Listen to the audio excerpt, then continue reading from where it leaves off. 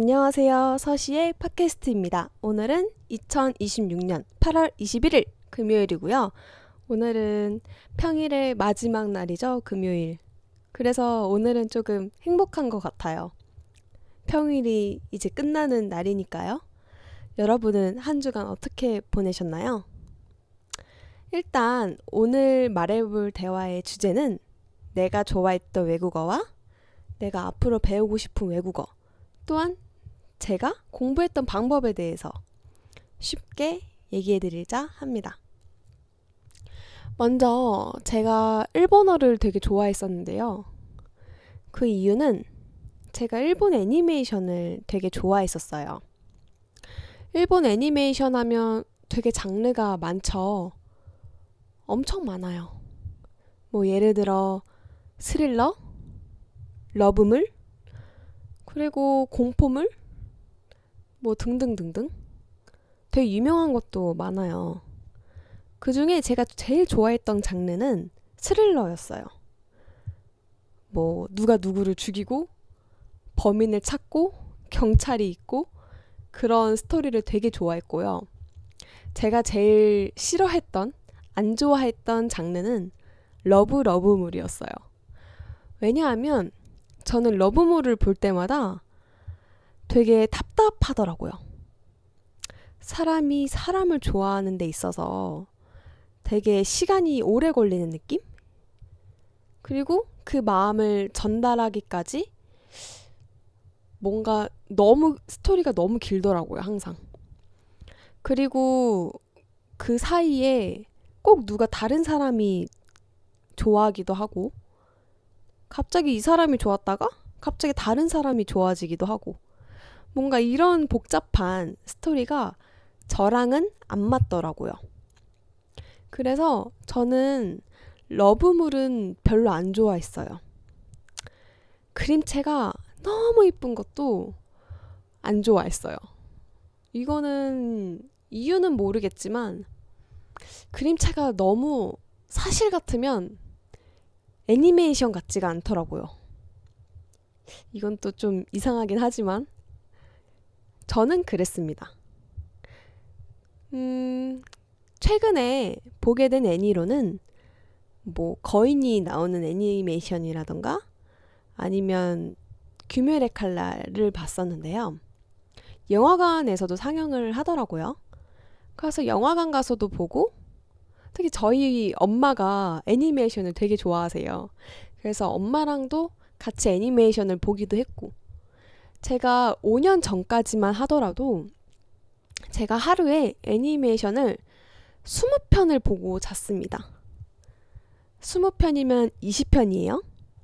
그 정도로 애니메이션을 엄청 좋아했어요. 그러다가 제가 일본어를 공부하고 싶다라는 생각이 들더라고요.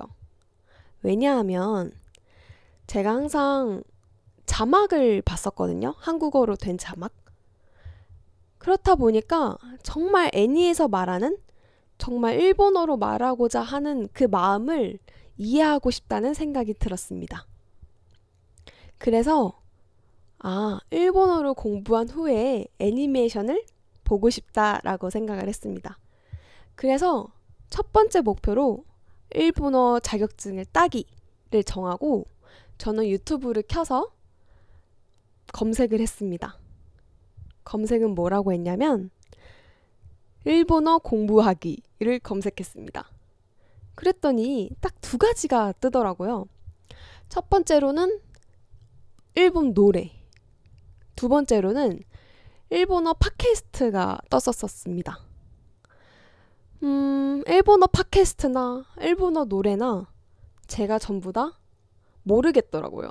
왜냐하면 단어를 모르니까 아무리 팟캐스트를 듣고 노래를 들어도 의미를 모르겠다는 생각이 들었습니다.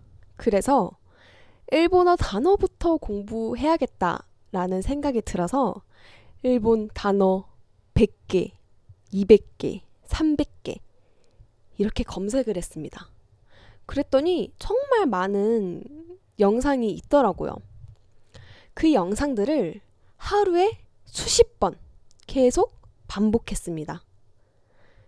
설거지를 할 때나 청소를 할 때나 물건을 정리할 때나 아니면 산책을 할 때나 자전거를 탈 때나 학교를 갈 때나 퇴근을 할 때나 등등등등.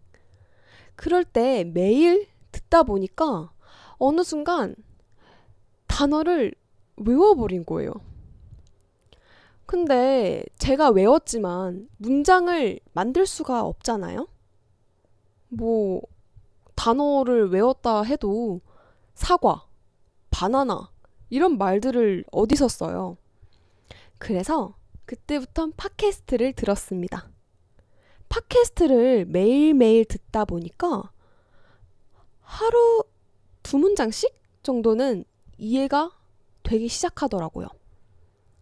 그리고 그 팟캐스트를 매일 보다 보니까 어느 순간 이해까지 되었습니다.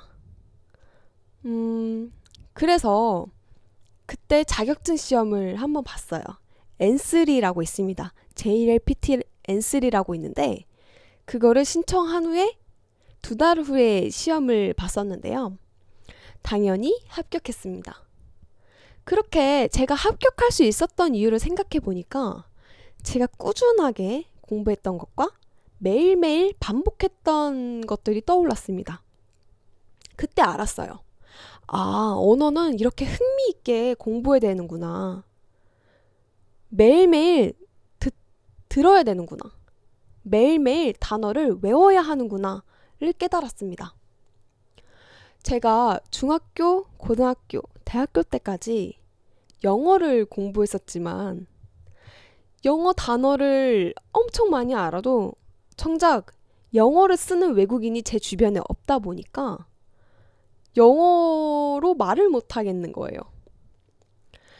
그래서 일본어는 어떻게 했었냐면 핸드폰에 헬로토크 아세요? 헬로토크를 깔고 거기에 들어가 보니까 전부 다 외국어를 공부하고자 하는 외국인들이 너무 많은 거예요. 그래서 다 같이 파이팅 파이팅 으쌰 으쌰 하니까 뭔가 자신감도 올라가고 계속 언어를 공부해야겠다라는 의지도 불타올랐습니다. 거기서 만난 외국인 한 명이 있었는데요. 그 사람은 저보다 2살 정도 어렸어요. 여자인 친구였는데 그 친구는 일본에서 미용사를 하고 있던 사람이었습니다. 미용사. 근데 그 친구는 한국어를 배우고 싶어서 저랑 대화를 했다고 했어요. 저는 일본어를 배우고 싶었고 그 친구는 한국어를 배우고 싶다 했는데 막상 그 친구랑 대화를 하려다 보니까 그 친구가 한국어를 정말 못하는 거예요. 제가 그나마 일본어를 할 수 있었습니다. 그래서 둘이서 만나서 일본어로 대화하니까 제 일본어 실력도 상승했습니다. 그 친구에게 너는 왜 한국어를 공부하고 싶어? 라고 물어보니까 그 친구는 한국의 K-팝이랑 아이돌을 너무 좋아한다고 하는 거예요. 사실 저는 아이돌이나 K-팝을 잘 몰라요.